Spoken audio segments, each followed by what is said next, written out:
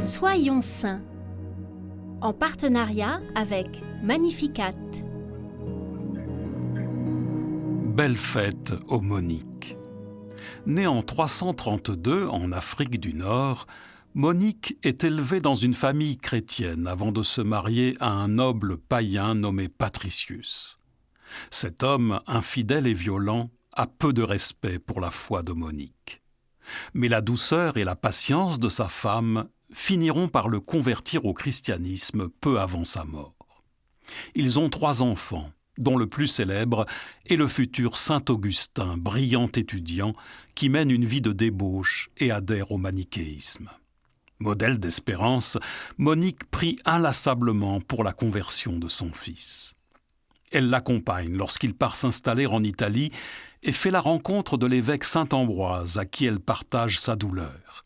Il lui répond « Il est impossible que le fils de telles larmes soit perdu ». Pendant 17 ans, elle persévère et soutient son enfant jusqu'à sa conversion. Devenu l'un des plus grands théologiens de l'Église catholique, Augustin écrit que sa mère l'a engendré 2 fois. Mais ce n'est pas tout. Monique a également une immense influence sur l'Église de Carthage, où elle demeure une grande partie de sa vie. Elle y est célèbre pour son esprit de charité et pour sa bienveillance envers les personnes les plus démunies, organisant des distributions de nourriture et de vêtements. Elle aide également à diriger une communauté de femmes chrétiennes qui offrent leur vie de prière et de travail aux pauvres. Sainte Monique rend son âme à Dieu à l'âge de 56 ans, après avoir demandé à ses enfants que son enterrement soit très simple et surtout de prier pour elle. Cette maman courage, patronne des mères chrétiennes et protectrice des veuves, est fêtée la veille de la fête de son fils.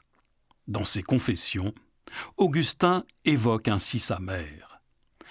Elle ne fondait plus aucun espoir sur les choses de ce monde, mais elle espérait tout de la promesse de Dieu.